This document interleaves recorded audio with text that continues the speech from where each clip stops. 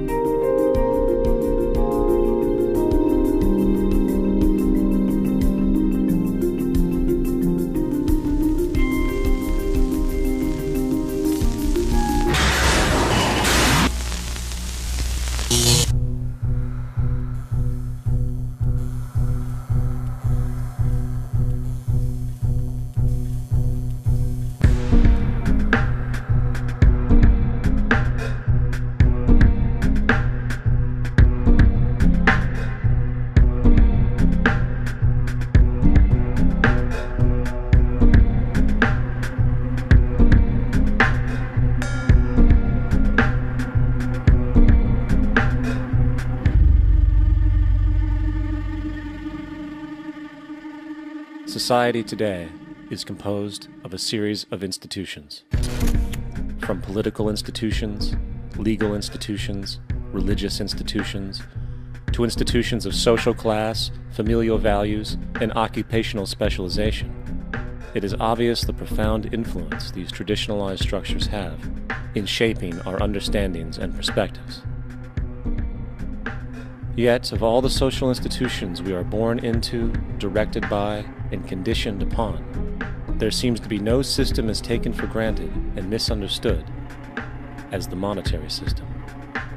Taking on nearly religious proportions, the established monetary institution exists as one of the most unquestioned forms of faith there is. How money is created, the policies by which it is governed, and how it truly affects society are unregistered interests of the great majority of the population.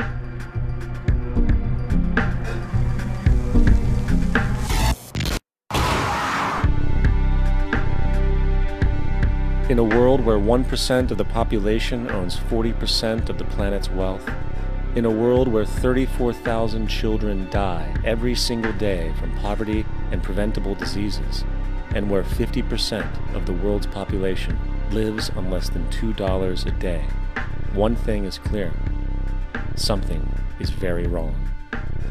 And whether we are aware of it or not, the lifeblood of all of our established institutions, and thus society itself, is money. Therefore, understanding this institution of monetary policy is critical to understanding why our lives are the way they are. Unfortunately, economics is often viewed with confusion and boredom. Endless streams of financial jargon coupled with intimidating mathematics quickly deters people from attempts at understanding it. However, the fact is, the complexity associated with the financial system is a mere mask, designed to conceal one of the most socially paralyzing structures humanity has ever endured.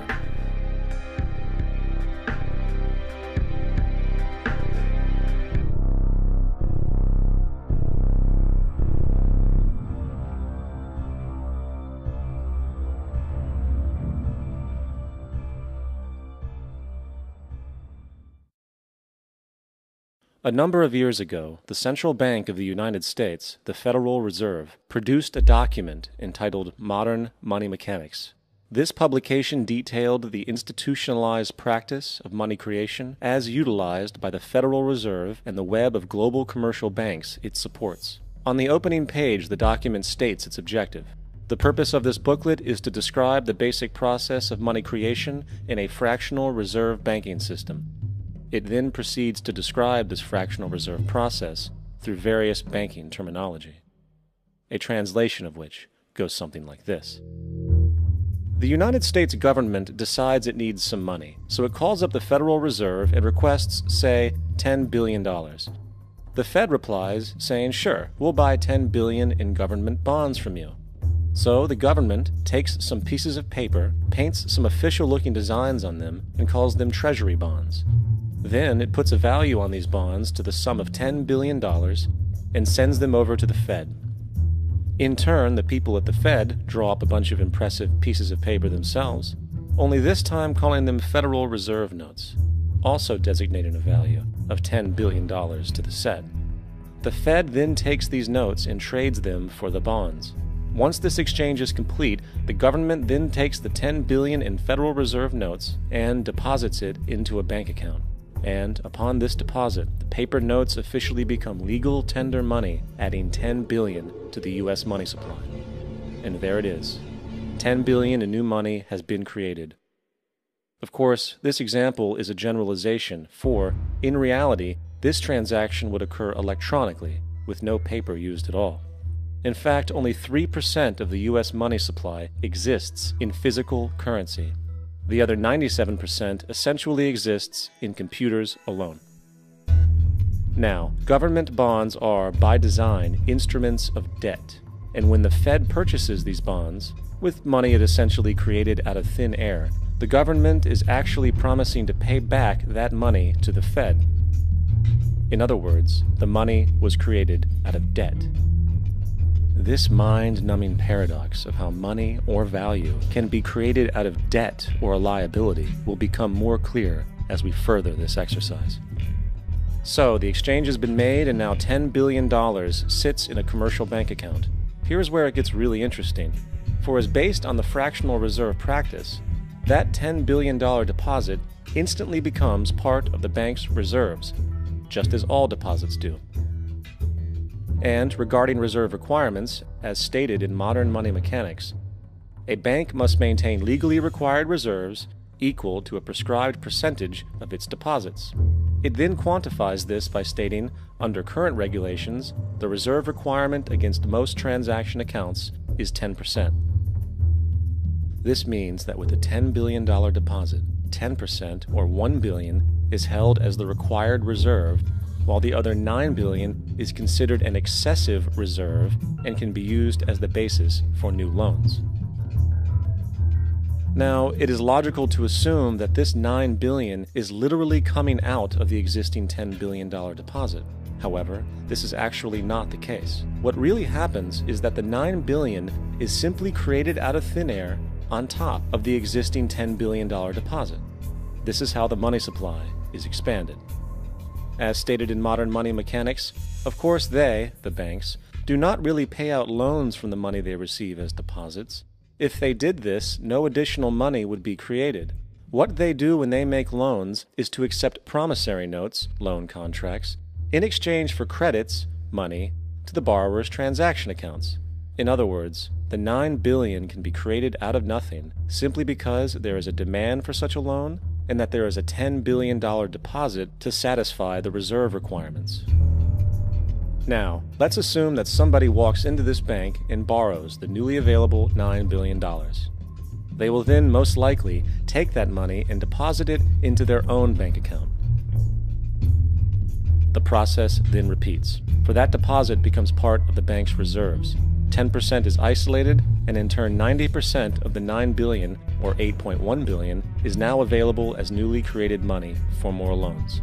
And, of course, that 8.1 can be loaned out and redeposited, creating an additional 7.2 billion, to 6.5 billion, to 5.9 billion, etc.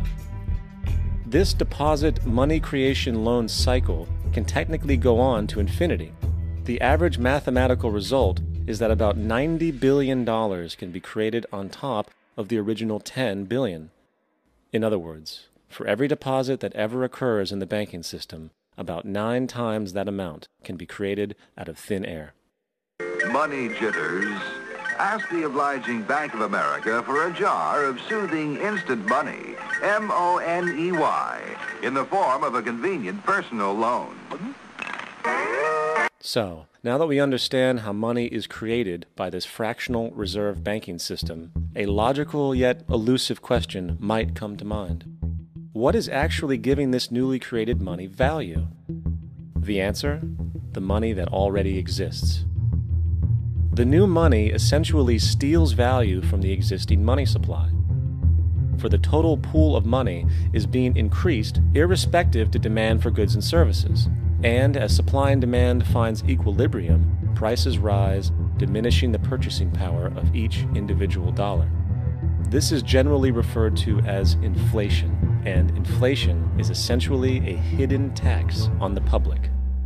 What is the advice that you generally get? And that is inflate the currency. They don't say debase the currency. They don't say devalue the currency. They don't say cheat the people who are saved. They say lower the interest rates. The real deception is when we distort the value of money. When we create money out of thin air, we have no savings, and yet there's so-called capital.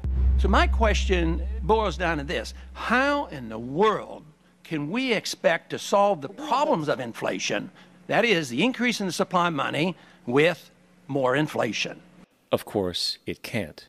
The fractional reserve system of monetary expansion is inherently inflationary. For the act of expanding the money supply, without there being a proportional expansion of goods and services in the economy, will always debase a currency.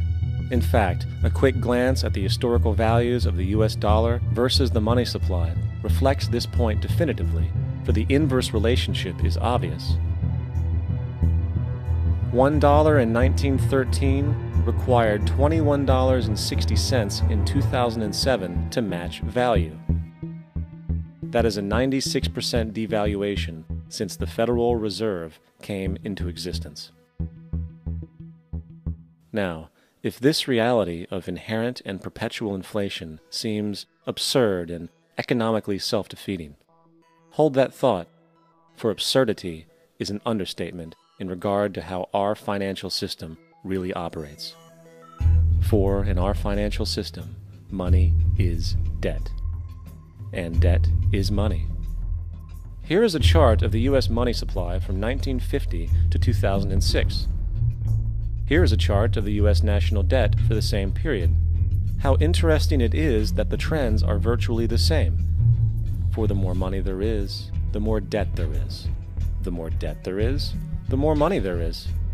To put it a different way, every single dollar in your wallet is owed to somebody by somebody. For remember, the only way the money can come into existence is from loans.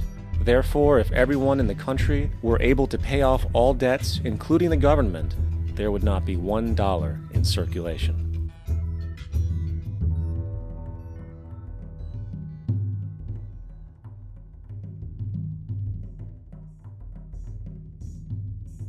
In fact, the last time in American history the national debt was completely paid off was in 1835 after President Andrew Jackson shut down the central bank that preceded the Federal Reserve. In fact, Jackson's entire political platform essentially revolved around his commitment to shut down the central bank, stating at one point, "The bold efforts the present bank has made to control the government are but premonitions of the fate that awaits the American people should they be deluded into a perpetuation of this institution or the establishment of another like it." Unfortunately, his message was short-lived, and the international bankers succeeded to install another central bank in 1913, the Federal Reserve. And as long as this institution exists, perpetual debt is guaranteed.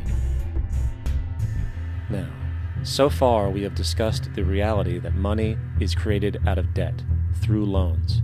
These loans are based on a bank's reserves, and reserves are derived from deposits. And through this fractional reserve system, any one deposit can create 9 times its original value, in turn debasing the existing money supply, raising prices in society.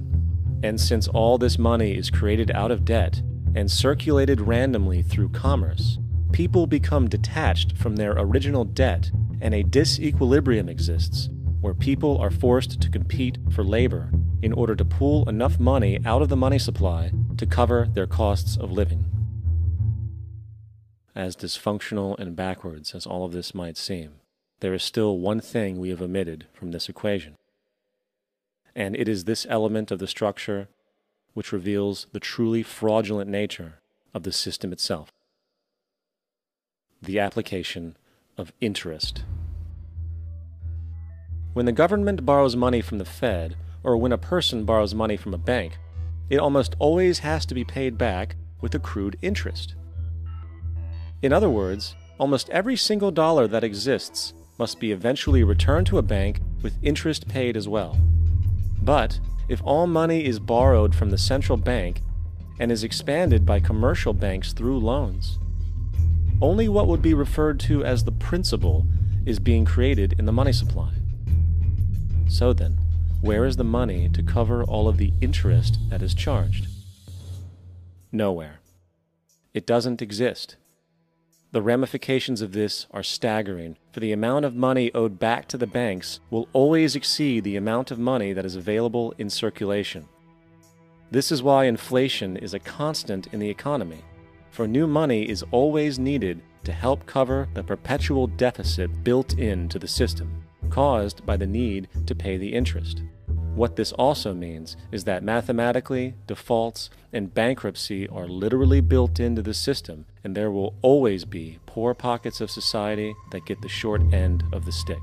An analogy would be a game of musical chairs, for once the music stops, somebody is left out to dry. And that's the point. It invariably transfers true wealth from the individual to the banks. For if you are unable to pay for your mortgage, they will take your property. This is particularly enraging when you realize that not only is such a default inevitable due to the fractional reserve practice, but also because of the fact that the money that the bank loaned to you didn't even legally exist in the first place. In 1969, there was a Minnesota court case involving a man named Jerome Daly, who was challenging the foreclosure of his home by the bank which provided the loan to purchase it. His argument was that the mortgage contract required both parties, being he and the bank, each put up a legitimate form of property for the exchange. In legal language, this is called consideration. Mr. Daly explained that the money was, in fact, not the property of the bank, for it was created out of nothing as soon as the loan agreement was signed. Remember what modern money mechanics stated about loans? What they do when they make loans is to accept promissory notes in exchange for credits. Reserves are unchanged by the loan transactions, but deposit credits constitute new additions to the total deposits of the banking system. In other words, the money doesn't come out of their existing assets. the bank is simply inventing it, putting up nothing of its own except for a theoretical liability on paper. As the court case progressed, the bank's president, Mr. Morgan, took the stand, and in the judge's personal memorandum, he recalled that the plaintiff, bank's president, admitted that, in combination with the Federal Reserve Bank, did create the money and credit upon its books by bookkeeping entry. The money and credit first came into existence when they created it. Mr. Morgan admitted that no United States law or statute existed which gave him the right to do this. A lawful consideration must exist and be tendered to support the note. The jury found that there was no lawful consideration, and I agree. He also poetically added, "Only God can create something of value out of nothing." And upon this revelation, the court rejected the bank's claim for foreclosure, and Daley kept his home. The implications of this court decision are immense. For every time you borrow money from a bank, whether it is a mortgage loan or a credit card charge, the money given to you is not only counterfeit, it is an illegitimate form of consideration, and hence voids the contract to repay, for the bank never had the money as property to begin with. Unfortunately, such legal realizations are suppressed and ignored, and the game of perpetual wealth transfer and perpetual debt continues. And this brings us to the ultimate question: why? During the American Civil War, President Lincoln bypassed the high-interest loans offered by the European banks and decided to do what the Founding Fathers advocated, which was to create an independent and inherently debt-free currency. It was called the greenback. Shortly after this measure was taken, an internal document circulated between private British and American banking interests stated, "Slavery is but the owning of labor, and carries with it the care of laborers, while the European plan is that capital shall control labor by controlling wages. This can be done by controlling the money. It will not do to allow the greenback, as we cannot control that." The fractional reserve policy perpetrated by the Federal Reserve, which has spread in practice to the great majority of banks in the world, is, in fact, a system of modern slavery. Think about it. Money is created out of debt. And what do people do when they are in debt? They submit to employment to pay it off. But if money can only be created out of loans, how can society ever be debt-free? It can't. And that's the point. And it is the fear of losing assets coupled with the struggle to keep up with the perpetual debt and inflation inherent in the system, compounded by the inescapable scarcity within the money supply itself, created by the interest that can never be repaid, that keeps the wage slave in line, running on the hamster wheel with millions of others, in effect powering an empire that truly benefits only the elite at the top of the pyramid. For, at the end of the day, who are you really working for? The banks. Money is created in a bank and invariably ends up in a bank. They are the true masters, along with the corporations and governments they support. Physical slavery requires people to be housed and fed. Economic slavery requires people to feed and house themselves. It is one of the most ingenious scams for social manipulation ever created, and at its core, it is an invisible war against the population. Debt is the weapon used to conquer and enslave societies, and interest is its prime ammunition. And as the majority walks around oblivious to this reality, the banks, in collusion with governments and corporations, continue to perfect and expand their tactics of economic warfare, spawning new bases, such as the World Bank and International Monetary Fund, while also inventing a new type of soldier, the birth of the economic hitman.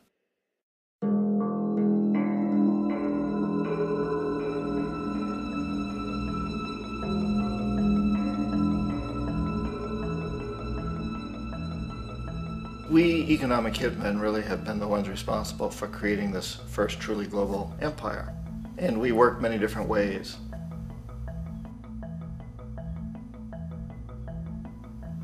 But perhaps the most common is that we will identify a country that has resources our corporations covet, like oil, and then arrange a huge loan to that country from the World Bank or one of its sister organizations. But the money never actually goes to the country. Instead, it goes to our big corporations to build infrastructure projects in that country, power plants, industrial parks, ports, things that benefit a few rich people in that country, in addition to our corporations, but really don't help the majority of the people at all. However, those people, the whole country is left holding a huge debt.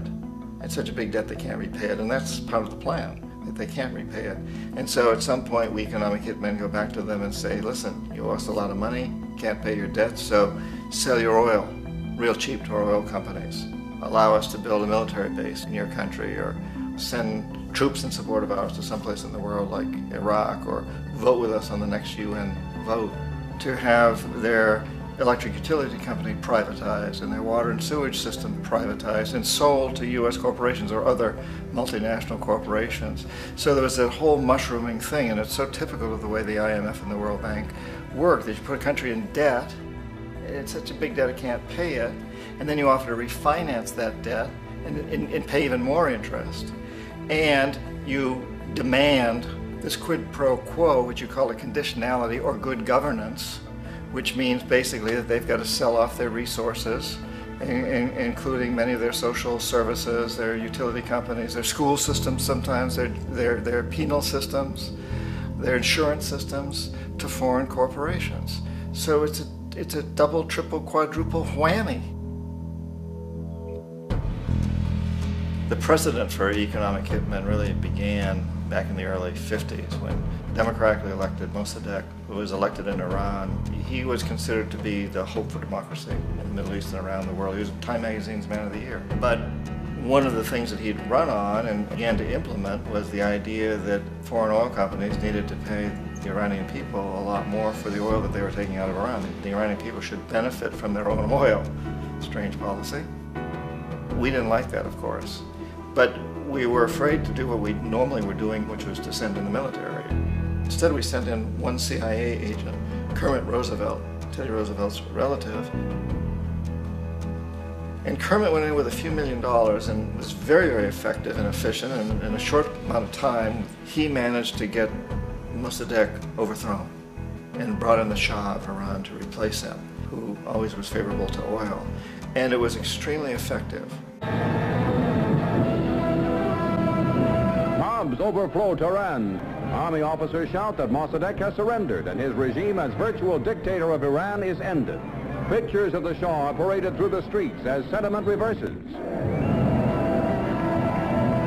The Shah is welcomed home. So back here in the United States, in Washington, people looked around and said, wow, that was easy and cheap.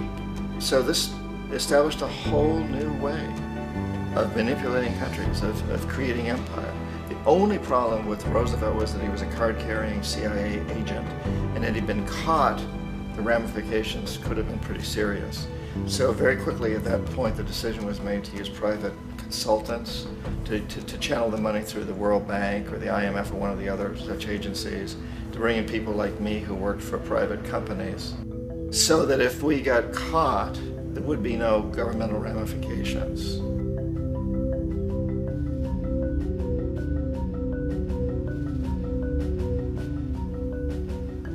When Arbenz became president of Guatemala, the country was very much under the thumbs of United Fruit Company, the big international corporations. And Arbenz ran on this ticket that says, you know, we want to get the land back to the people. And once he took power, he was implementing policies that would do exactly that, give land rights back to the people. United Fruit didn't like that very much. And so they hired a public relations firm, launched a huge campaign in the United States to convince the United States people, the citizens of the United States, and the press of the United States, and the Congress of the United States, that Arbenz was a Soviet puppet, and that if we allowed him to stay in power, the Soviets would have a foothold in this hemisphere. And that, at that point in time, was a huge fear on everybody's mind, the Red Terror, the Communist terror. And so, to make a long story short, out of this public relations campaign came a commitment on the part of the CIA and the military to take this man out. And in fact, we did. We sent in planes, we sent in soldiers, we sent in jackals, we sent everything in to take him out, and did take him out. And as soon as he was removed from office, the new guy that took over after him basically reinstated everything to the big international corporations, including United Fruit.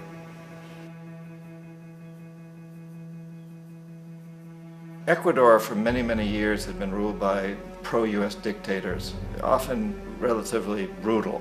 Then it was decided that they were going to have a truly democratic election. Jaime Roldos ran for office, and his main goal, he said, as president would be to make sure that Ecuador's resources were used to help the people. And he won, overwhelming, by more votes than anybody had ever won anything in Ecuador. And he began to implement these policies to make sure that the profits from oil went to help the people. Well, we didn't like that in the United States. I was sent down as one of several economic hitmen to change Roldos, to corrupt him, to bring him around, to let him know, okay, you can get very rich, you and your family, if you play our game, but if you continue to try to keep these policies you've promised, you're going to go. He wouldn't listen. He was assassinated. As soon as the plane crashed, the whole area was cordoned off. The only people allowed in were U.S. military from a nearby base and some of the Ecuadorian military. When an investigation was launched, 2 of the key witnesses died in car accidents before they had a chance to testify. A lot of very, very strange things that went on around the assassination of Jaime Roldos. I, like most people who've really looked at this case, have absolutely no doubt that it was an assassination. And of course, in my position as an economic hitman, I was always expecting something to happen to Jaime, whether it be a coup or assassination, I wasn't sure, but that he would be taken down because he was not being corrupted. He would not allow himself to be corrupted the way we wanted to corrupt him. Omar Torrijos, president of Panama, was one of my favorite people. I really, really liked him. He was very charismatic. He was a guy who really wanted to help his country.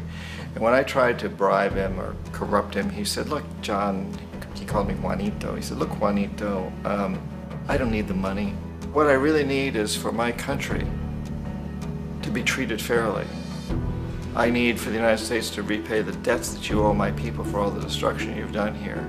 I need to be in a position where I can help other Latin American countries win their independence and be free of this terrible presence from the north that you people are exploiting us so badly. I need to have the Panama Canal back in the hands of the Panamanian people. That's what I want. And so, leave me alone. Don't try to bribe me.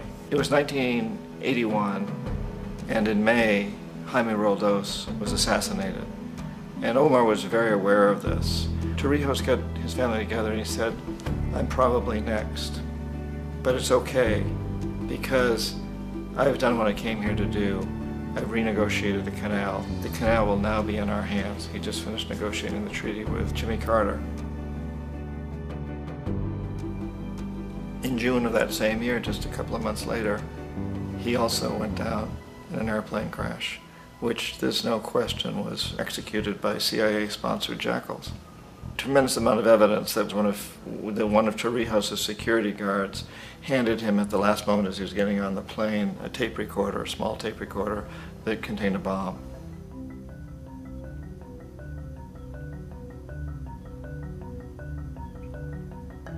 It is interesting to me how this system has continued pretty much the same way for years and years and years, except the economic hitmen have got better and better and better. Then we come up with, very recently, what happened in Venezuela.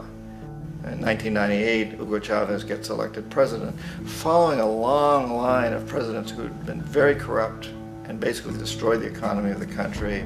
And Chavez was elected amidst all that. Chavez stood up to the United States, and he's done it primarily demanding that Venezuelan oil be used to help the Venezuelan people. Well, we didn't like that in the United States. So in 2002, a coup was staged, which there's no question in my mind, and most other people's minds, that the CIA was behind that coup.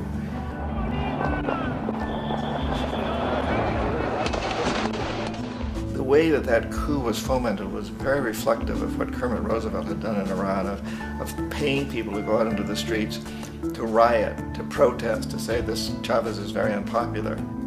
You know, if you can get a few thousand people to do that in television, can make it look like it's the whole country, and things start to mushroom. Except in the case of Chavez, he was smart enough, and the people were so strongly behind him that they overcame it, which was a phenomenal moment in the history of Latin America.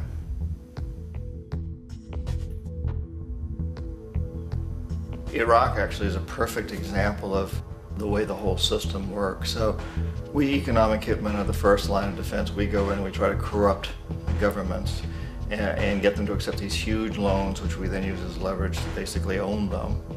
If we fail, as I failed in Panama with Omar Torrijos and in Ecuador with Jaime Roldos, men who refused to be corrupted, then the second line of defense is we send in the jackals. And the jackals either overthrow governments or they assassinate.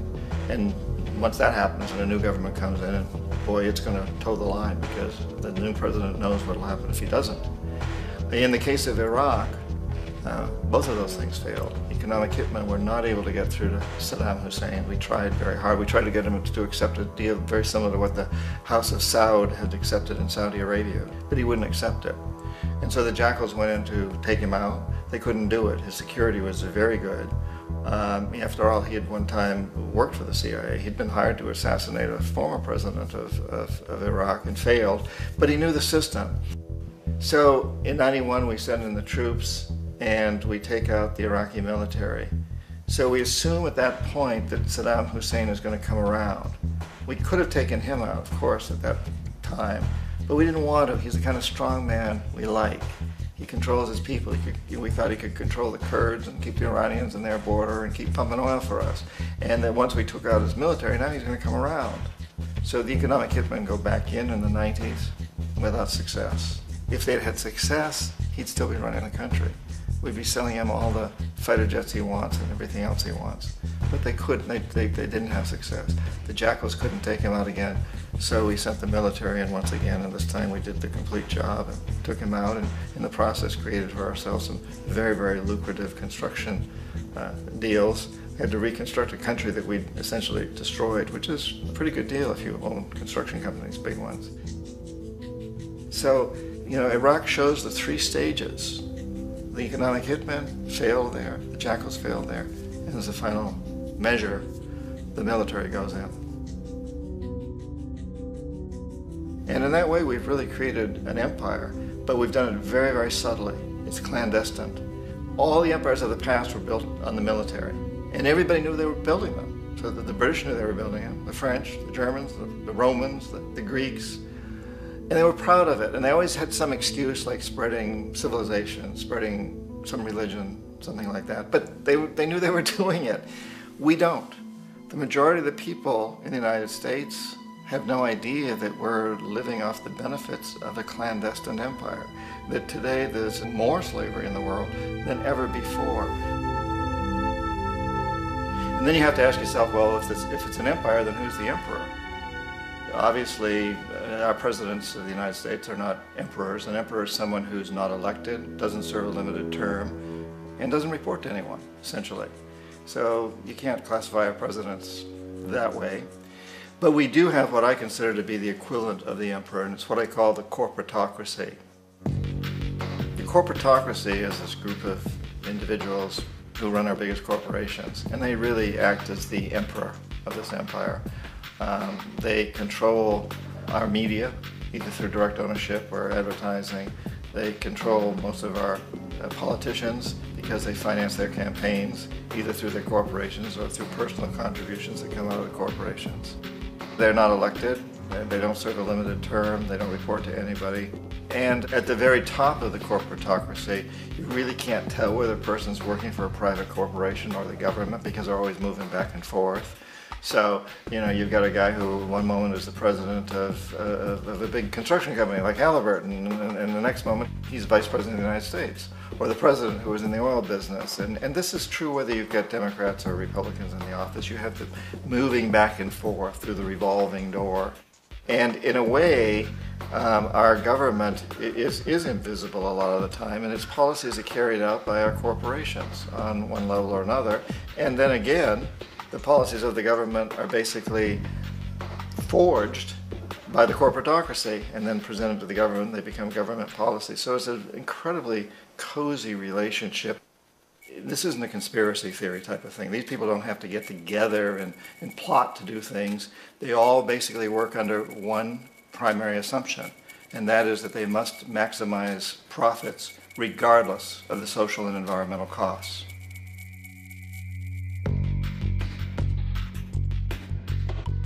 This process of manipulation by the corporatocracy through the use of debt, bribery, and political overthrow is called globalization. Just as the Federal Reserve keeps the American public in a position of indentured servitude through perpetual debt, inflation, and interest, the World Bank and IMF serve this role on a global scale. The basic scam is simple. Put a country in debt either by its own indiscretion or through corrupting the leader of that country, then impose conditionalities or structural adjustment policies, often consisting of the following. Currency devaluation. When the value of a currency drops, so does everything valued in it. This makes indigenous resources available to predator countries at a fraction of their worth. Large funding cuts for social programs. These usually include education and healthcare, compromising the well-being and integrity of the society, leaving the public vulnerable to exploitation. Privatization of state-owned enterprises. This means that socially important systems can be purchased and regulated by foreign corporations for profit. For example, in 1999, the World Bank insisted that the Bolivian government sell the public water system of its third largest city to a subsidy of the U.S. corporation Bechtel. As soon as this occurred, water bills for the already impoverished local residents skyrocketed. It wasn't until after a full-blown revolt by the people that the Bechtel contract was nullified. Then there is trade liberalization, or the opening up of the economy through removing any restrictions on foreign trade. This allows for a number of abusive economic manifestations, such as transnational corporations bringing in their own mass-produced products, undercutting the indigenous production and ruining local economies. An example is Jamaica, which, after accepting loans and conditionalities from the World Bank, lost its largest cash crop markets due to competition with Western imports. Today, countless farmers are out of work, for they are unable to compete with the large corporations. Another variation is the creation of numerous seemingly unnoticed, unregulated, inhumane sweatshop factories, which take advantage of the imposed economic hardship. Additionally, due to production deregulation, environmental destruction is perpetual, as a country's resources are often exploited by the indifferent corporations while outputting large amounts of deliberate pollution. The largest environmental lawsuit in the history of the world today is being brought on behalf of 30,000 Ecuadorian Amazonian people against Texaco, which is now owned by Chevron. So today it's against Chevron, but for activities conducted by Texaco. Estimated to be more than 18 times what the Exxon Valdez dumped into the coast of Alaska. In the case of Ecuador, it wasn't an accident. The oil companies did it intentionally. They knew they were doing it to save money out there rather than arranging for proper disposal. Furthermore, a cursory glance at the performance record of the World Bank reveals that the institution, which publicly claims to help poor countries develop and alleviate poverty, has done nothing but increase poverty and the wealth gap, while corporate profits soar. In 1960, the income gap between the fifth of the world's people in the richest countries versus the fifth in the poorest countries was 30 to 1. By 1998, it was 74 to 1. While global GNP rose 40% between 1970 and 1985, those in poverty actually increased by 17%. While from 1985 to 2000, those living on less than $1 a day increased by 18%. Even the Joint Economic Committee of the U.S. Congress admitted that there is a mere 40% success rate of of all World Bank projects. In the late 1960s, the World Bank intervened in Ecuador with large loans. During the next 30 years, poverty grew from 50% to 70%. Under- or unemployment grew from 15 to 70%. Public debt increased from 240 million to 16 billion, while the share of resources allocated to the poor went from 20% to 6%. In fact, by the year 2000, 50% of Ecuador's national budget had to be allocated for paying its debts. It is important to understand the World Bank is, in fact, a U.S. bank, supporting U.S. interests. For the United States holds veto power over decisions, as it is the largest provider of capital. And where did it get this money? You guessed it, it made it out of thin air through the fractional reserve banking system. Of the world's top 100 economies, as based on annual GDP, 51 are corporations, and 47 of that 51 are U.S.-based. Walmart, General Motors, and Exxon are more economically powerful than Saudi Arabia, Poland, Norway, South Africa, Finland, Indonesia, and many others. And, as protective trade barriers are broken down, currencies tossed together and manipulated in floating markets, and state economies overturned in favor of open competition and global capitalism, the empire expands. You get up on your little 21-inch screen and howl about America and democracy. There is no America. There is no democracy. There is only IBM and ITT and AT&T and DuPont, Dow, Union Carbide, and Exxon. Those are the nations of the world today. What do you think the Russians talk about in their councils of state? Karl Marx? They get out their linear programming charts, statistical decision theories, Minimax solutions, and compute the price-cost probabilities of their transactions and investments, just like we do. We no longer live in a world of nations and ideologies, Mr. Beale. The world is a college of corporations, inexorably determined by the immutable bylaws of business. The world is a business, Mr. Beale.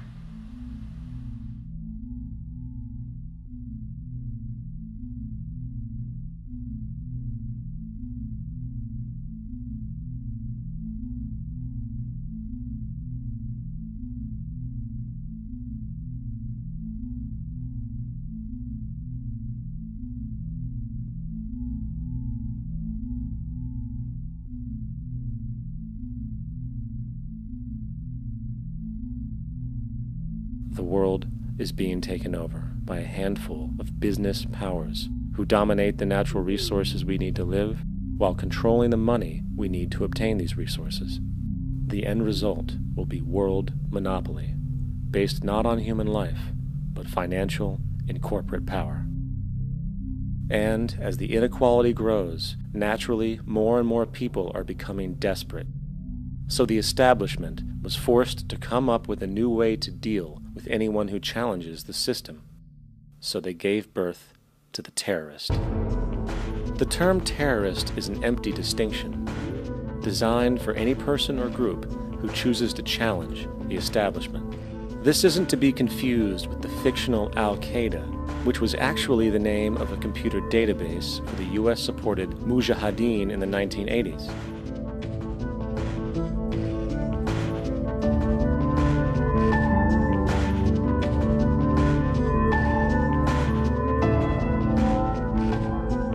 In 2007, the Department of Defense received $161.8 billion for the so-called global war on terrorism. According to the National Counterterrorism Center, in 2004, roughly 2,000 people were killed internationally due to supposed terrorist acts.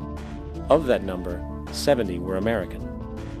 Using this number as a general average, which is extremely generous, it is interesting to note that twice as many people die from peanut allergies a year than from terrorist acts.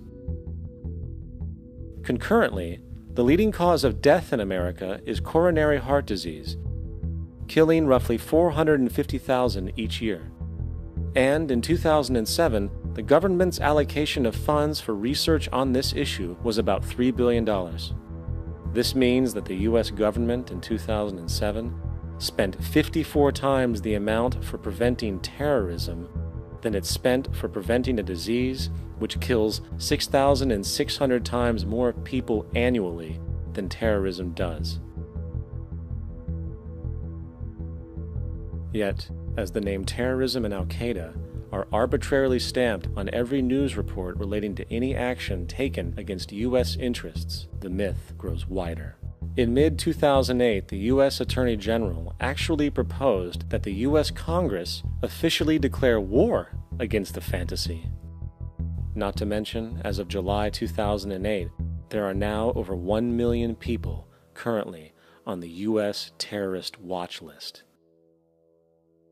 These so-called counterterrorism measures, of course, have nothing to do with social protection, and everything to do with preserving the establishment amongst the growing anti-American sentiment both domestically and internationally, which is legitimately founded on the greed-based corporate empire expansion that is exploiting the world. The true terrorists of our world do not meet at the docks at midnight or scream Allah Akbar before some violent action. The true terrorists of our world wear $5,000 suits and work in the highest positions of finance, government, and business. So, what do? How do we stop a system of greed and corruption that has so much power and momentum? How do we stop this aberrant group behavior which feels no compassion for, say, the millions slaughtered in Iraq and Afghanistan, so the corporatocracy can control energy resources and opium production for Wall Street profit?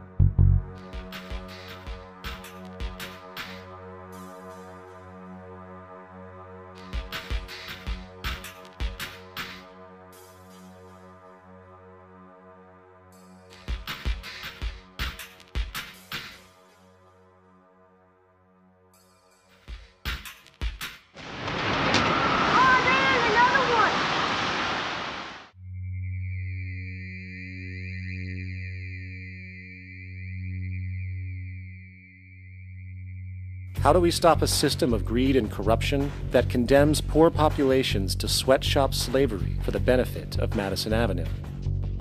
Or that engineers false flag terror attacks for the sake of manipulation? Or that generates built-in modes of social operation which are inherently exploitative? Or that systematically reduces civil liberties and violates human rights in order to protect itself from its own shortcomings? How do we deal with the numerous covert institutions, such as the Council on Foreign Relations, the Trilateral Commission, and the Bilderberg Group, and other undemocratically elected groups which, behind closed doors, collude to control the political, financial, social, and environmental elements of our lives? In order to find the answer, we must first find the true underlying cause. For the fact is, the selfish, corrupt, power, and profit-based groups are not the true source of the problem. They are symptoms.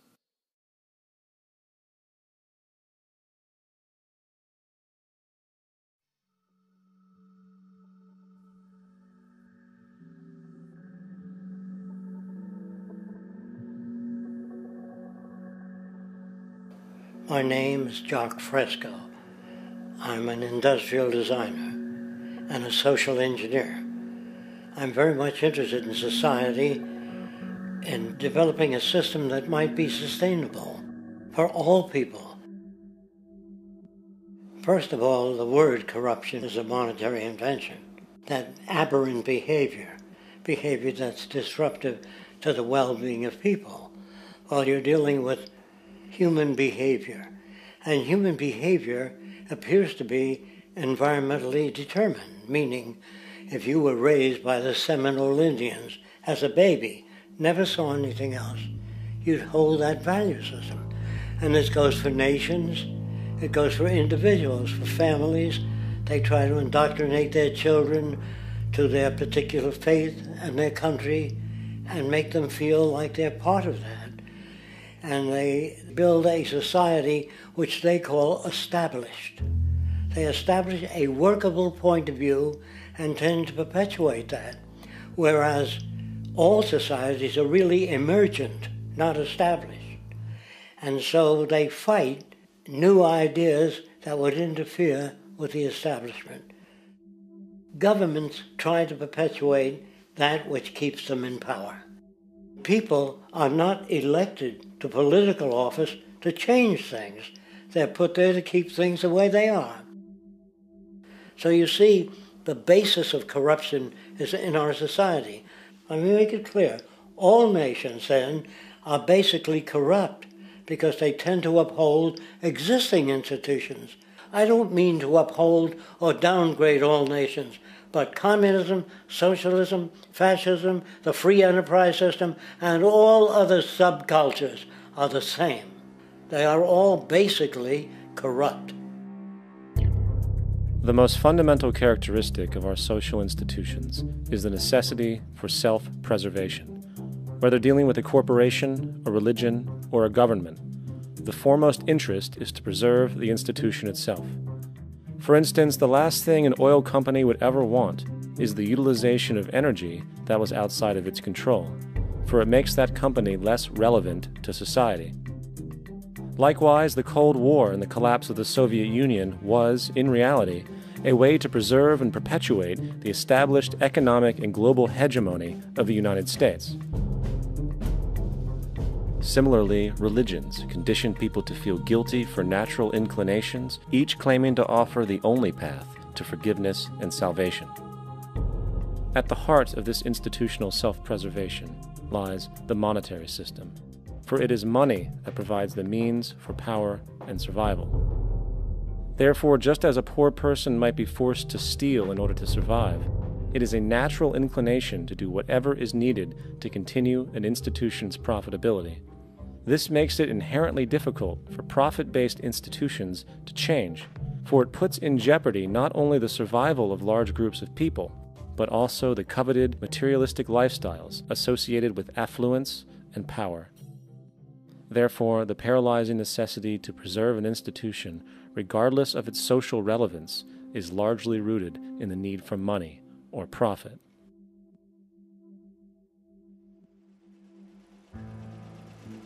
What's in it for me is why people think.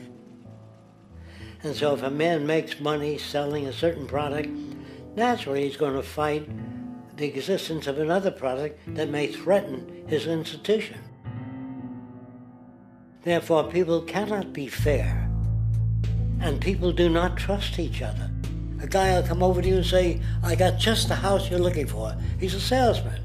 When a doctor says, I think your kidney has to come out, I don't know if he's trying to pay off a yacht or whether my kidney has to come out. It's hard in a monetary system to trust people. If you came into my store and I said, this lamp that I've got is pretty good, but the lamp next door is much better, I wouldn't be in business very long. It wouldn't work. If I were ethical, it wouldn't work. So when you say industry cares for people, that's not true. They can't afford to be ethical. So your system is not designed to serve the well-being of people. If you still don't understand that, there would be no outsourcing of jobs if they cared about people. Industry does not care. They only hire people because it hasn't been automated yet. So don't talk about decency and ethics. We cannot afford it and remain in business. It is important to point out that regardless of the social system, whether fascist, socialist, capitalist, or communist, the underlying mechanism is still money, labor, and competition. Communist China is no less capitalistic than the United States. The only difference is the degree by which the state intervenes in enterprise. The reality is that monetaryism, so to speak, is the true mechanism that guides the interests of all the countries on the planet. The most aggressive and hence dominant variation of this monetaryism is the free enterprise system. The fundamental perspective, as put forth by early free market economists like Adam Smith, is that self-interest in competition leads to social prosperity, as the act of competition creates incentive, which motivates people to persevere. However, what isn't talked about is how a competition-based economy invariably leads to strategic corruption, power and wealth consolidation, social stratification, technological paralysis, labor abuse, and, ultimately, a covert form of government dictatorship by the rich elite. The word corruption is often defined as moral perversion. If a company dumps toxic waste into the ocean to save money, most people recognize this as corrupt behavior. On a more subtle level, when Walmart moves into a small town and forces small businesses to shut down for they are unable to compete, a gray area emerges. For what exactly is Walmart doing wrong? Why should they care about mom-and-pop organizations they destroy? Yet, even more subtly, when a person gets fired from their job because a new machine has been created which can do the work for less money, people tend to just accept that as the way it is, not seeing the inherent, corrupt inhumanity of such an action. Because the fact is, whether it is dumping toxic waste, having a monopoly enterprise, or downsizing the workforce, the motive is the same: profit. They are all different degrees of the same self-preserving mechanism, which always puts the well-being of people second to monetary gain. Therefore, corruption is not some byproduct of monetaryism. It is the very foundation. And while most people acknowledge this tendency on one level or another, the majority remains naive as to the broad ramifications of having such a selfish mechanism as the guiding mentality in society.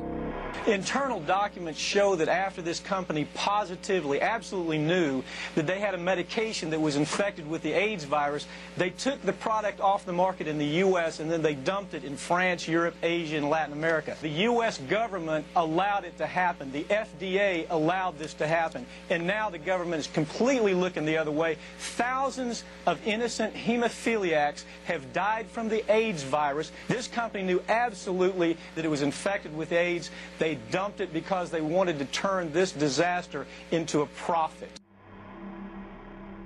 So you see, you have built-in corruption. We're all chiseling off each other, and you can't expect decency in that sort of thing. And feeling that, they don't know who to elect. They think in terms of a democracy, which is not possible in a monetary-based economy. If you have more money to advertise your position, the position you desire in government, that isn't a democracy. It serves those in positions of differential advantage. So it's always a dictatorship of the elitists, the financially wealthy.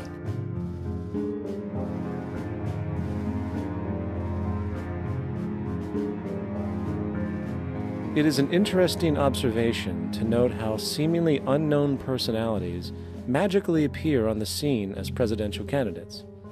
Then, before you know it, somehow you are left to choose from a small group of extremely wealthy people who suspiciously have the same broad social view. Obviously, it's a joke. The people placed on the ballot are done so because they have been pre-decided to be acceptable by the established financial powers who actually run the show. Yet, many who understand this illusion of democracy often think, if only we could just get our honest, ethical politicians in power, then we would be okay. Well, while this idea, of course, seems reasonable in our established-oriented worldview, it is, unfortunately, another fallacy. For when it really comes down to what is actually important, the institution of politics, and thus politicians themselves, have absolutely no true relevance as to what makes our world and society function. It's not politicians that can solve problems. They have no technical capabilities. They don't know how to solve problems. Even if they were sincere, they don't know how to solve problems. It's the technicians that produce the desalination plants. It's the technicians that give you electricity, that give you motor vehicles, that heat your house and cool it in the summertime. It's technology that solves problems, not politics. Politics cannot solve problems because they're not trained to do so. Very few people today stop and consider what it is that actually improves their lives. Is it money? Obviously not. One cannot eat money or stuff money into their car to get it to run. Is it politics? All politicians can do is create laws, establish budgets, and declare war. Is it religion? Of course not. Religion creates nothing except intangible emotional solace for those who require it. The true gift that we as human beings have, which has been solely responsible for everything that has improved our lives, is technology. What is technology? Technology is a pencil which allows one to solidify ideas on paper for communication. Technology is an automobile which allows one to travel faster than feet would allow. Technology is a pair of eyeglasses which enables sight for those who need it. Applied technology itself is merely an extension of human attributes which reduces human effort, freeing humans from a particular chore or problem. Imagine what your life would be like today without a telephone, or an oven, or a computer, or an airplane. Everything in your home, which you take for granted, from a doorbell, to a table, to a dishwasher, is technology generated from the creative, scientific ingenuity of human technicians, not money, politics, or religion. These are false institutions. And writing your congressman is fantastic. They tell you to write your congressman if you want something done. The men in Washington should be at the forefront of technology, the forefront of human studies, the forefront of crime, all the factors that shape human behavior. You don't have to write your congressman. What kind of people are they that are appointed to do that job? The future will have great difficulty. And the question that's raised by politicians is, how much will a project cost? The question is not, how much will it cost? Do we have the resources? And we have the resources today to house everyone, build hospitals all over the world, build schools all over the world, the finest equipment and labs for teaching and doing medical research. So you see, we have all that, but we're in a monetary system. And in a monetary system, there's profit. And what is the fundamental mechanism that drives the profit system besides self-interest? What is it exactly that maintains that competitive edge at its core? Is it high efficiency and sustainability? No, that isn't part of their design. Nothing produced in our profit-based society is even remotely sustainable or efficient. If it was, there wouldn't be a multi-million-dollar-a-year service industry for automobiles, nor would the average lifespan for most electronics be less than 3 months before they're obsolete. Is it abundance? Absolutely not. Abundance, as based on the laws of supply and demand, is actually a negative thing. If a diamond company finds 10 times the usual amount of diamonds during their mining, it means the supply of diamonds has increased, which means the cost and profit per diamond drops. The fact is, efficiency, sustainability, and abundance are enemies of profit. To put it into a word, it is the mechanism of scarcity that increases profits. What is scarcity? Based on keeping products valuable. Slowing up production on oil raises the price. Maintaining scarcity of diamonds keeps the price high. They burn diamonds at the Kimberley diamond mines. They're made of carbon. That keeps the price up. So then, what does it mean for society when scarcity, either produced naturally or through manipulation, is a beneficial condition for industry. It means that sustainability and abundance will never ever occur in a profit system, for it simply goes against the very nature of the structure. Therefore, it is impossible to have a world without war or poverty. It is impossible to continually advance technology to its most efficient and productive states.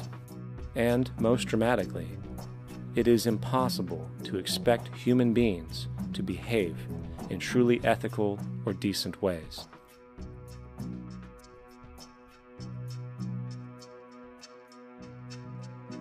People use the word instinct because they can't account for the behavior. They sit back and they evaluate with their lack of knowledge, and they say things like, humans are built a certain way, greed is a natural thing, as though they've worked for years on it, and it's no more natural than wearing clothing. What we want to do is to eliminate the causes of the problems, eliminate the processes that produce greed and bigotry and prejudice and people taking advantage of one another and elitism, eliminating the need for prisons and welfare. We have always had these problems because we have always lived within scarcity and barter and monetary systems that produce scarcity. If you eradicate the conditions that generate what you call socially offensive behavior, it does not exist. The guy said, well, isn't that inborn?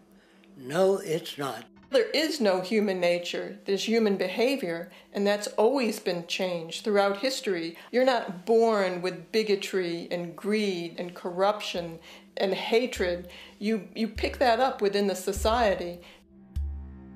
War, poverty, corruption, hunger, misery, human suffering will not change in a monetary system. That is, there'll be very little significant change. It's going to take the redesign of our culture, our values, and it has to be related to the carrying capacity of the earth, not some human opinion or some politician's notions of the way the world ought to be, or some religious notions of the conduct of human affairs. And that's what the Venus Project is about. The society that we're about to talk about is a society that is free of all the old superstitions, incarceration, prisons, police, cruelty, and law. All laws will disappear, and the professions will disappear that are no longer valid, such as stockbrokers, bankers, advertising, gone forever, because it's no longer relevant. When we understand that it is technology devised by human ingenuity which frees humanity and increases our quality of life, we then realize that the most important focus we can have is on the intelligent management of the Earth's resources. For it is from these natural resources we gain the materials to continue our path of prosperity. Understanding this, we then see that money fundamentally exists as a barrier to these resources, for virtually everything has a financial cost. And why do we need money to obtain these resources? Because of real or assumed scarcity. We don't usually pay for air and tap water because it is in such high abundance, selling it would be pointless. So then, logically speaking, if resources and technologies applicable to creating everything in our societies, such as houses, cities, and transportation, were in high enough abundance, there would be no reason to sell anything. Likewise, if automation and machinery was so technologically advanced as to relieve human beings of labor, there would be no reason to have a job. And with these social aspects taken care of, there would be no reason to have money at all. So the ultimate question remains: do we on Earth have enough resources and technological understanding to create a society of such abundance that everything we have now could be available without a price tag and without the need for submission through employment? Yes, we do. We have the resources and technology to enable this at a minimum, along with the ability to raise the standard of living so high that people in the future will look back at our civilization now and gawk at how primitive and immature our society was. What the Venus Project proposes is an entirely different system that's updated to present-day knowledge. We've never given scientists the problem of how do you design a society which would eliminate boring and monotonous jobs, that would eliminate accidents in transportation, that would enable people to have a high standard of living, that would eliminate poisons in our food, that would give us other sources of energy that are clean and efficient. We can do that out there.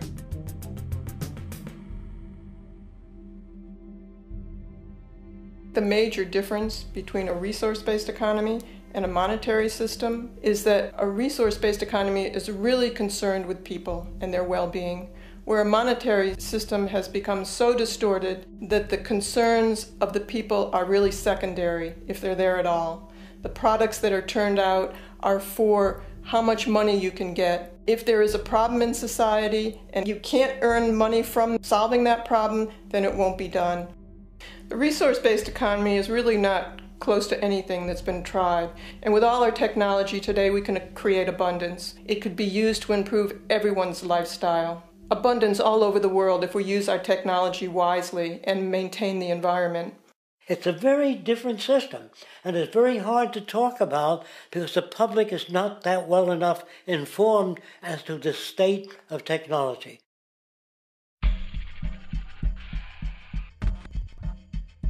At present, we don't have to burn fossil fuels.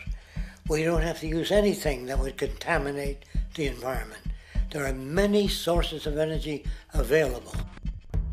Alternative energy solutions pushed by the establishment, such as hydrogen, biomass, and even nuclear, are highly insufficient, dangerous, and exist only to perpetuate the profit structure that industry has created.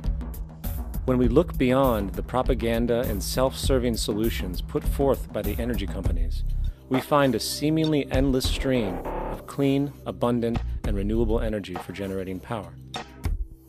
Solar and wind energy are well known to the public, but the true potential of these mediums remains unexpressed. Solar energy, derived from the sun, has such abundance that 1 hour of light at high noon contains more energy than what the entire world consumes in a year. If we could capture 0.01% of this energy, the world would never have to use oil, gas, or anything else.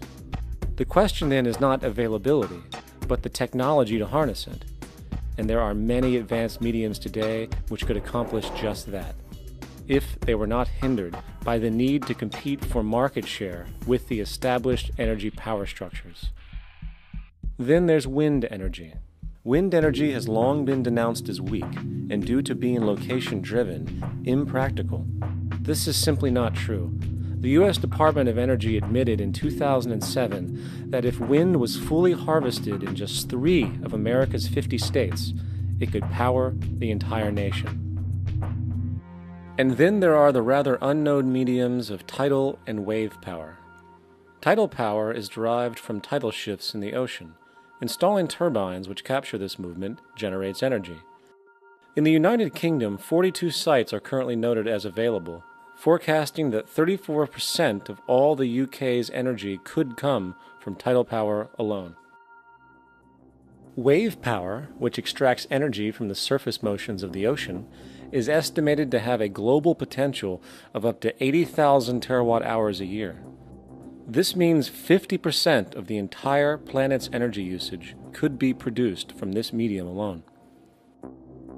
Now, it is important to point out that tidal, wave, solar, and wind power requires virtually no preliminary energy to harness, unlike coal, oil, gas, biomass, hydrogen, and all the others. In combination, these 4 mediums alone, if efficiently harnessed through technology, could power the world forever. That being said, there happens to be another form of clean, renewable energy which trumps them all: geothermal power. Geothermal energy utilizes what is called heat mining, which, through a simple process using water, is able to generate massive amounts of clean energy. In 2006, an MIT report on geothermal energy found that 13,000 zettajoules of power are currently available in the Earth, with the possibility of 2,000 zettajoules being easily tappable with improved technology. The total energy consumption of all the countries on the planet is about half of a zettajoule a year. This means about 4,000 years of planetary power could be harnessed in this medium alone. And when we understand that the Earth's heat generation is constantly renewed, this energy is really limitless and could be used forever. These energy sources are only a few of the clean, renewable mediums available, and as time goes on, we will find more. The grand realization is that we have total energy abundance without the need for pollution, traditional conservation, or in fact, a price tag. And what about transportation? The prevailing means of transportation in our societies is by automobile and aircraft, both of which predominantly need fossil fuels to run. In the case of the automobile, the battery technology needed to power an electric car that can go over 100 miles an hour for over 200 miles on one charge exists, and has existed for many years. However, due to battery patents controlled by the oil industry, which limits their availability to maintain market share, coupled with political pressure from the energy industry, the accessibility and affordability of this technology is limited. There is absolutely no reason other than pure, corrupt profit interest that every single vehicle in the world cannot be electric and utterly clean, with zero need for gasoline. As far as airplanes, it is time we realize that this means of travel is inefficient, cumbersome, slow, and causes far too much pollution. This is a maglev train. It uses magnets for propulsion. It is fully suspended by a magnetic field and requires less than 2% of the energy used for plane travel. The train has no wheels, so nothing can wear out. The current maximum speed of versions of this technology, as used in Japan, is 361 miles per hour. However, this version of the technology is very dated. An organization called ET3, which has connections with the Venus Project, has established a tube-based maglev that can travel up to 4,000 miles per hour in a motionless, frictionless tube, which can go over land or underwater. Imagine going from LA to New York for an extended lunch break, or from Washington, D.C. to Beijing, China in 2 hours. This is the future of continental and intercontinental travel, fast, clean, with only a fraction of the energy usage we use today for the same means. In fact, between maglev technology, advanced battery storage, and geothermal energy, there would be no reason to ever burn fossil fuels again. And we can do this now if we were not held back by the paralyzing profit structure. Now, America is inclined toward fascism.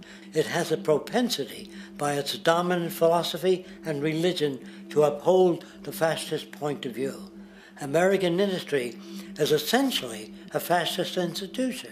If you don't understand that, the minute you punch that time clock, you walk into a dictatorship. We're given notions about the respectability of work, and I really look at it as being paid slavery. They're brought up to believe that you shall earn your living by the sweat of your brow. That holds people back, freeing people from drudgery, repetitive jobs which make them ignorant. You rob them.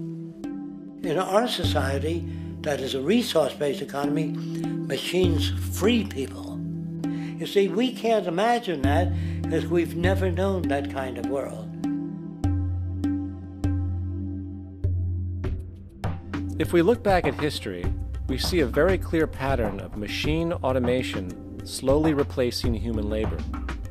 From the disappearance of the elevator man to the near full automation of an automobile production plant, the fact is, as technology grows, the need for humans in the workforce will continually be diminished. This creates a serious clash, which proves the falseness of the monetary-based labor system. For human employment is in direct competition with technological development. Therefore, given the fundamental priority of profit by industry, people through time will be continually laid off and replaced by machine. When industry takes on a machine, instead of shortening the workday, they downsize. You lose your job. So you have a right to fear machines.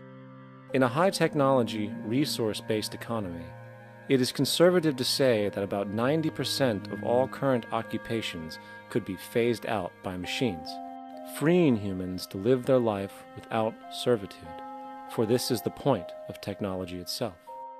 And through time, with nanotechnology and other highly advanced forms of science, it is not far-fetched to see how even complex medical procedures could be performed by machines as well, and based on the pattern, with much higher success rates than humans get today. The path is clear, but our monetary-based structure, which requires labor for income, blocks this progress, for humans need jobs in order to survive. The bottom line is that this system must go, or we will never be free, and technology will be constantly paralyzed. We have machines that clean out sewers. It frees a human being from doing that. So look at machines as extensions of human performance. Furthermore, many occupations today will have simply no basis to exist in a resource-based economy, such as anything associated with the management of money, advertising, along with the legal system itself. For without money, a great majority of the crimes that are committed today would never occur. Virtually all forms of crime are a consequence of the monetary system, either directly or by neuroses inflicted through financial deprivation. Therefore, laws themselves could eventually become extinct. Instead of putting up a sign, drive carefully, slippery when wet, put abrasive in the highway so it's not slippery when wet. And if a person gets in a car they're drunk and the car oscillates a great deal, there's a little pendulum that swings up and back, and that'll pull the car over to the side. Not a law solution. Put sonar and radar in automobiles so they can't hit one another. Man-made laws are attempts to deal with occurring problems, and not knowing how to solve them, they make a law. In the United States, the most privatized, capitalist country on the planet, it should come as no surprise that it also has the largest prison population in the world, growing every year. Statistically, most of these people are uneducated and come from poor, deprived societies. And, contrary to propaganda, it is this environmental conditioning which lures them into criminal and violent behavior. However, society looks the other way in regard to this point. The legal and prison systems are just more examples of how our society avoids examining the root causes of behavior. Billions are spent each year on prisons and police, while only a fraction is spent on programs for poverty, which is one of the most fundamental variables responsible for crime to begin with. And as long as we have an economic system which prefers and in fact creates scarcity and deprivation, crime will never go away.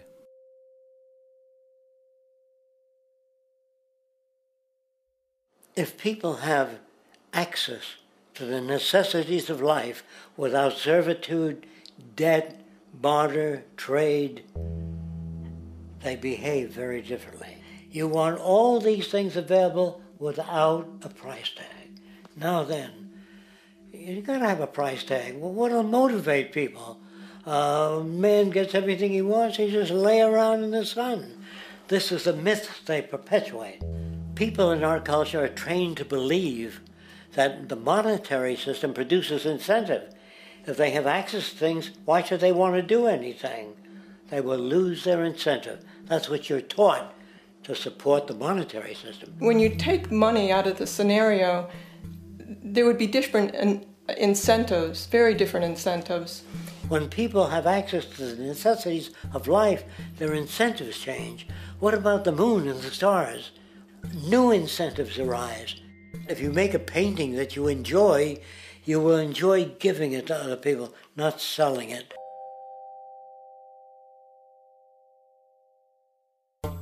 I think most of the education that I've seen today is essentially producing a person for a job. It's very specialized. They're not generalists. People don't know a lot about a lot of different subjects.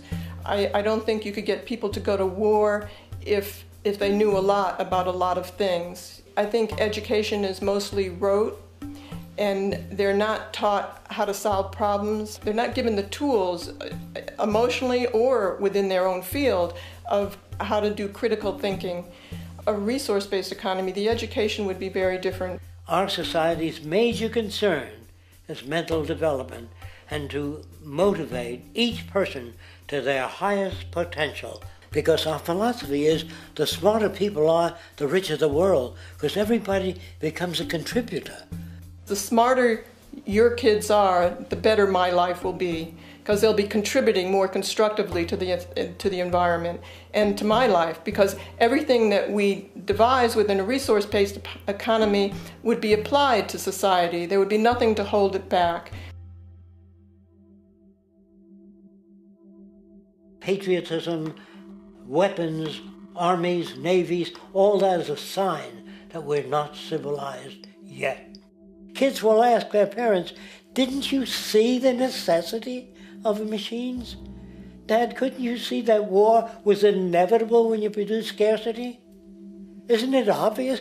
Of course the kid will understand that you were pinheads, raised merely to serve the established institutions. We're such an abominable, sick society that we won't make the history book. They just say that large nations took land from smaller nations, used force and violence. You'll get history talked about as corrupt behavior all the way along until the beginning of the civilized world. That's when all the nations work together.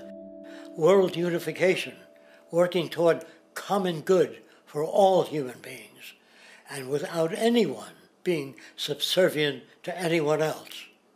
Without social stratification, whether it be technical elitism or any other kind of elitism, eradicated from the face of the earth. The state does nothing because there is no state.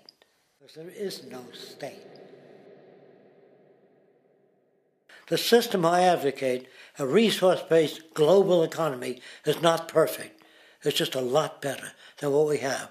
We can never achieve perfection.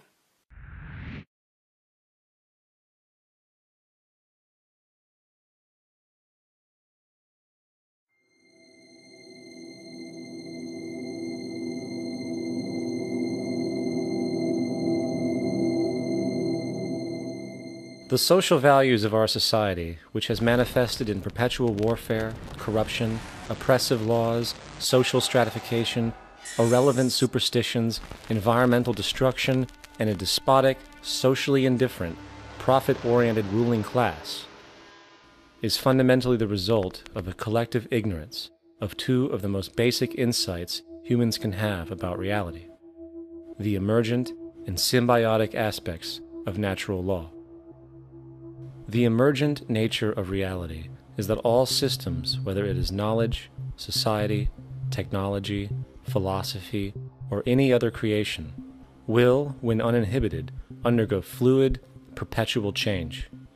What we consider commonplace today, such as modern communication and transportation, would have been unimaginable in ancient times. Likewise, the future will contain technologies, realizations, and social structures that we cannot even fathom in the present. We have gone from alchemy to chemistry, from a geocentric universe to a heliocentric, from believing that demons were the cause of illness to modern medicine. This development shows no sign of ending, and it is this awareness that aligns us and leads us on a continuous path to growth and progress. Static, empirical knowledge does not exist. Rather, it is the insight of the emergence of all systems we must recognize. This means we must be open to new information at all times, even if it threatens our current belief system and hence identities. Sadly, society today has failed to recognize this, and the established institutions continue to paralyze growth by preserving outdated social structures. Simultaneously, the population suffers from a fear of change, for their conditioning assumes a static identity, and challenging one's belief system usually results in insult and apprehension, for being wrong is erroneously associated with failure, when, in fact, to be proven wrong should be celebrated, for it is elevating someone to a new level of understanding, furthering awareness. The fact is, there is no such thing as a smart human being, for it is merely a matter of time before their ideas are updated, changed, or eradicated.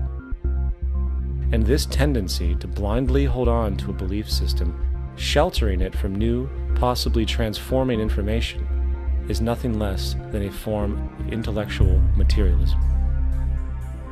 The monetary system perpetuates this materialism not only by its self-preserving structures, but also through the countless number of people who have been conditioned into blindly and thoughtlessly upholding these structures, therefore becoming self-appointed guardians of the status quo. Sheep, which no longer need a sheepdog to control them, for they control each other by ostracizing those who step out of the norm.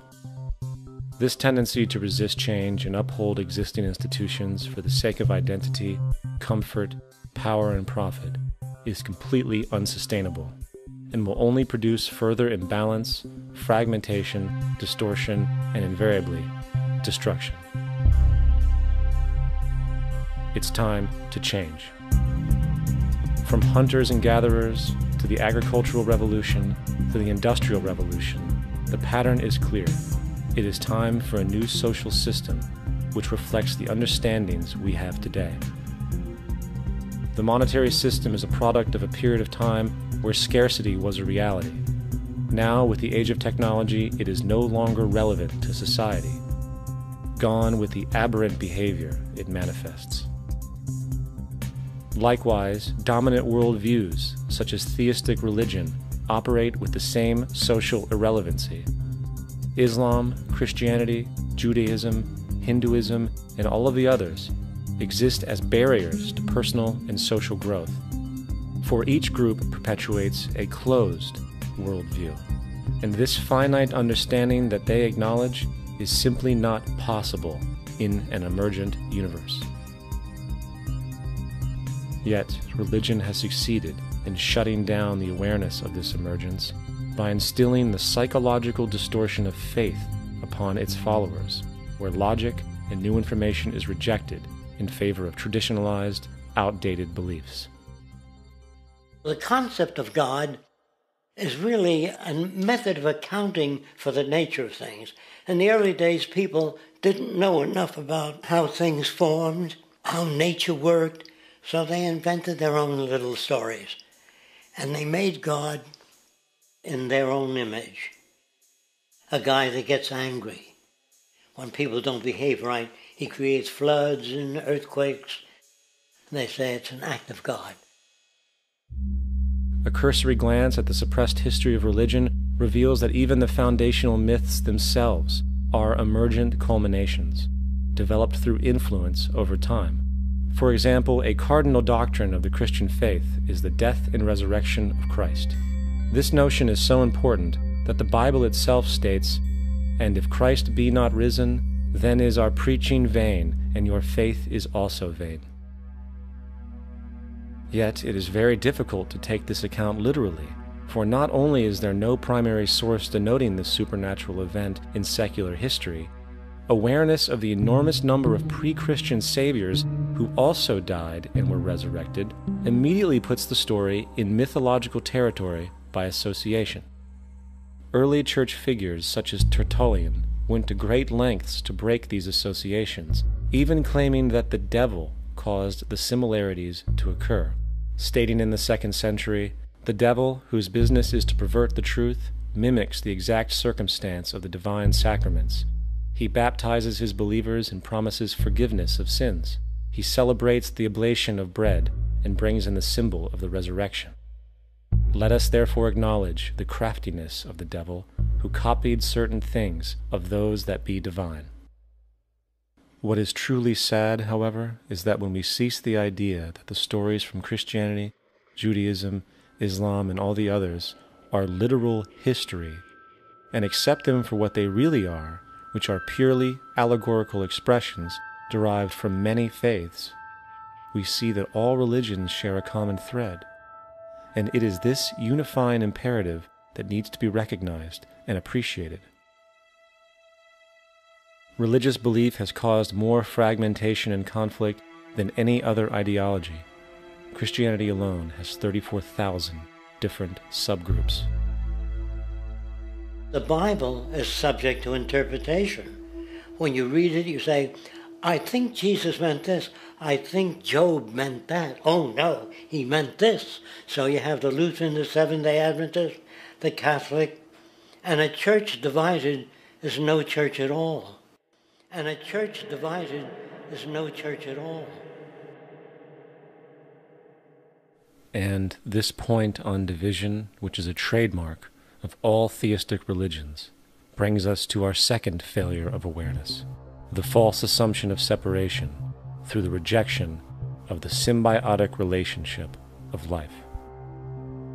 Apart from the understanding that all natural systems are emergent, where all notions of reality will be constantly developed, altered, and even eradicated, we must also understand that all systems are, in fact, invented fragments, merely for the sake of conversation. For there is no such thing as independence in nature. The whole of nature is a unified system of interdependent variables, each a cause and a reaction, existing only as a concentrated whole. You don't see the plug connected to the environment, so it looks like we're free, wandering around. Take the oxygen away, we all die immediately. Take plant life away, we die. And without the sun, all the plants die. So we are connected. We really must take into account the totality. This isn't just a human experience on this planet. This is a total experience. And we know we can't survive without plants and animals. We know we can't survive without the four elements, you know. And so when are we going to really start taking that into account? That's what it is to be successful. Success depends on how well we relate to everything around us. I'm very aware of the fact that my grandson cannot possibly hope to inherit a sustainable, peaceful, stable, socially just world unless every child today growing up in Ethiopia, in Indonesia, in Bolivia, in Palestine, in Israel also has that same expectation. You got to take care of the whole community or you're going to have serious problems. And now we have to see that the whole world is the community and we must all take care of each other that way. And it's not just a community of human beings. It's a community of plants and animals and elements. And we really need to understand that. That's what's going to bring us joy, too, and pleasure. That's what's missing in our lives right now. We can call it spirituality, but the fact of the matter is joy comes from that bliss of connectedness. That's our God spirit. That's that side of ourselves that really feels it. And you can feel it deep inside you. It's this amazing, wonderful feeling. And you know it when you get it. You don't get it from money. You get it from connection. Now, if that isn't a hazard to this country, how are we going to keep building nuclear weapons? You know what I mean? What's going to happen to the arms industry when we realize we're all one? It's going to fuck up the economy. The economy that's fake anyway. The economy that's fake anyway. The economy that's fake anyway. The economy that's fake anyway. The economy that's fake anyway. Which would be a real bummer. You can see why the government's cracking down on the idea of experiencing unconditional love.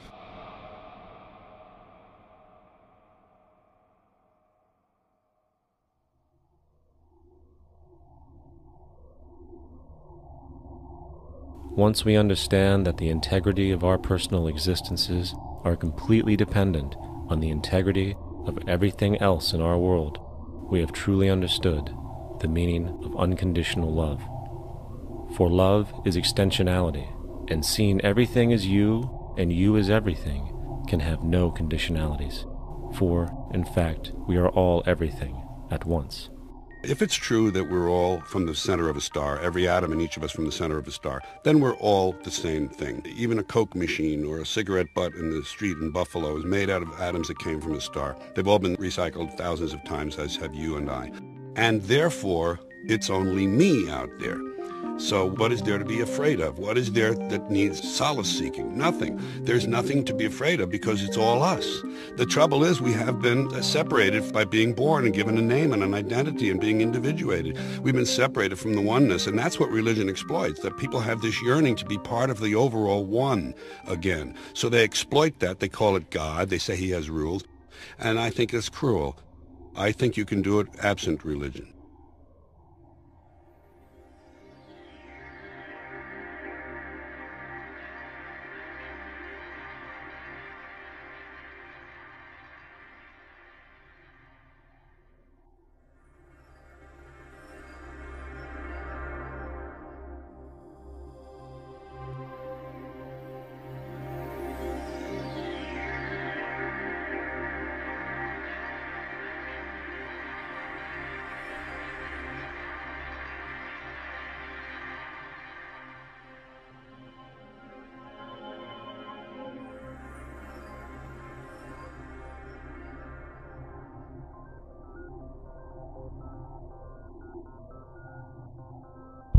It's time to claim the unity our outmoded social systems have broken apart, and work together to create a sustainable global society where everyone is taken care of and everyone is truly free. Your personal beliefs, whatever they may be, are meaningless when it comes to the necessities of life. Every human being is born naked, needing warmth, food, water, shelter. Everything else is auxiliary. Therefore, the most important issue at hand is the intelligent management of the Earth's resources. This can never be accomplished in a monetary system, for the pursuit of profit is the pursuit of self-interest, and therefore imbalance is inherent. Simultaneously, politicians are useless, for our true problems in life are technical, not political. Furthermore, ideologies that separate humanity, such as religion, need strong reflection in the community in regard to its value, purpose, and social relevancy. Hopefully, through time, religion will lose its materialism and basis in superstition and move into the useful field of philosophy. The fact is, society today is backwards, with politicians constantly talking about protection and security rather than creation, unity, and progress. The U.S. alone now spends about $500 billion annually on defense. That is enough to send every high school senior in America to a four-year college. In the 1940s, the Manhattan Project produced the first true weapon of mass destruction. This program employed 130,000 people at an extreme financial cost. Imagine what our life would be like today if that group of scientists, instead of working on a way of killing people, worked on a way to create a self-sustaining, abundant world. Life today would be very, very different if that was their goal. Instead of weapons of mass destruction, it is time to unleash something much more powerful. Weapons of mass creation. Our true divinity is in our ability to create, and armed with the understanding of the symbiotic connections of life, while being guided by the emergent nature of reality, there is nothing we cannot do or accomplish. Of course, we face strong barriers in the form of established power structures that refuse to change. At the heart of these structures is the monetary system. As explained earlier, the fractional reserve policy is a form of slavery through debt, where it is literally impossible for society to be free. In turn, free market capitalism in the form of free trade uses debt to imprison the world and manipulate countries into subservience to a handful of large business and political powers. Apart from these obvious amoralities, the system itself is based on competition, which immediately destroys the possibility of large-scale collaborations for the common good, hence paralyzing any attempt at true global sustainability. These financial and corporate structures are now obsolete, and they must be outgrown. Of course, we cannot be naive enough to think that the business and financial elite are going to subscribe to this idea, for they will lose power and control. Therefore, peaceful yet highly strategic action must be taken. The most powerful course of action is simple. We have to alter our behavior to to force the power structure to the will of the people. We must stop supporting the system. The only way the establishment will change is by our refusal to participate, while continuously acknowledging its endless flaws and corruptions. They're not going to give up the monetary system because of our designs of what we recommend. The system has to fail, and people have to lose confidence in their elected leaders. That will be a major turning point if the Venus Project is offered as a possible alternative. If not, I fear the consequences. The trends now indicate that our country is going bankrupt. The probability is our country will move toward a military dictatorship to prevent riots and complete social breakdown. Once the U.S. breaks down, all the other cultures will undergo similar things. As of now, the world financial system is on the brink of collapse due to its own shortcomings. The Comptroller of Currency stated in 2003 that the interest on the U.S. national debt will not be affordable in less than 10 years. This theoretically means total bankruptcy for the U.S. economy, and its implications for the world are immense. In turn, the fractional reserve-based monetary system is reaching its theoretical limits of expansion, and the banking failures you are seeing are just the beginning. This is why inflation is skyrocketing, all debt is at record levels, and the government and Fed are hemorrhaging new money to bail out the corrupt system. For the only way to keep the banks going is by making more money. The only way to make more money is to create more debt and inflation. It is simply a matter of time before the tables turn, and there is no one willing to take new loans, while defaults grow, as people are unable to afford their current loans. Then the expansion of money will stop, and contraction will begin on a scale never before seen, ending a century-long pyramid scheme. This has already begun. Therefore, we need to expose this financial failure for what it is, using this weakness to our advantage. Here are some suggestions. Expose the banking fraud. Citibank, JP Morgan Chase, and Bank of America are the most powerful controllers within the corrupt Federal Reserve System. It's time to boycott these institutions. If you have a bank account or a credit card with any of them, move your money to another bank. If you have a mortgage, refinance with another bank. If you own their stock, sell it. If you work for them, quit. This gesture will express contempt for the true powers behind the private banking cartel known as the Federal Reserve, and create awareness about the fraud of the banking system itself. 2. Turn off the TV news. Visit the emerging independent news agencies on the internet for your information. CNN, NBC, ABC, Fox, and all the others present all news pre-filtered to maintain the status quo. With 4 corporations owning all major media outlets, objective information is impossible. This is the true beauty of the internet, and the establishment has been losing control because of this free flow of information. We must protect the internet at all times, as it is truly our savior right now. 3.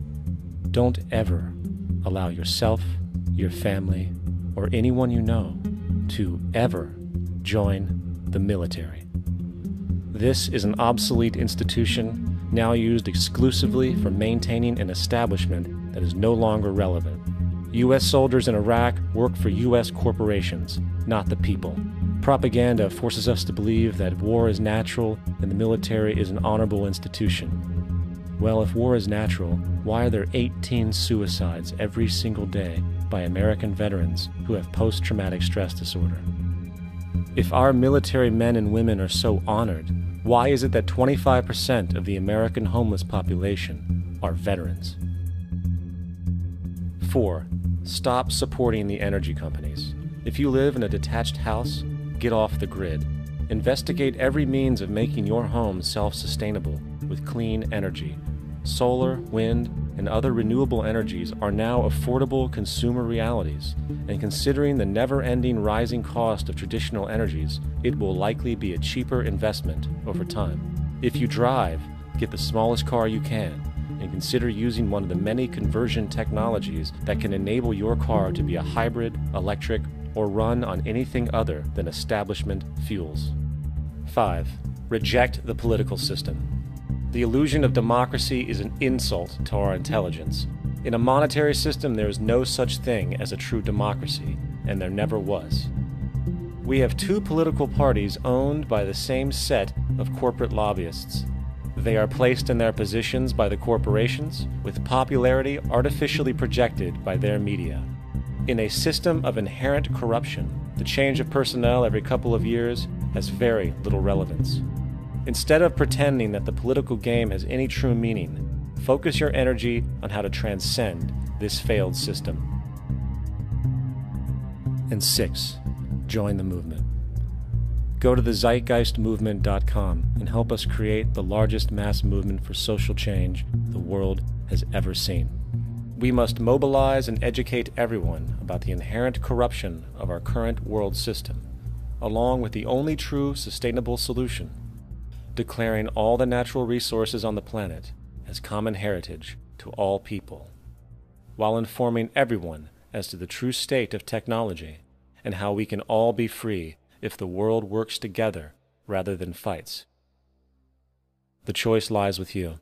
You can continue to be a slave to the financial system and watch the continuous wars, depressions, and injustice across the globe while placating yourself with vain entertainment and materialistic garbage. Or you can focus your energy on true, meaningful, lasting, holistic change, which actually has the realistic ability to support and free all humans with no one left behind. But, in the end, the most relevant change must occur first inside of you. The real revolution is the revolution of consciousness, and each one of us first needs to eliminate the divisionary, materialistic noise we have been conditioned to think is true, while discovering, amplifying, and aligning with the signal coming from our true empirical oneness. It is up to you. What we are trying during all these discussions and talks here is to see if we cannot radically bring about a transformation of the mind. Not accept things as they are, but to understand it, to go into it, to examine it, give your heart and your mind with everything that you have to find out a way of living differently.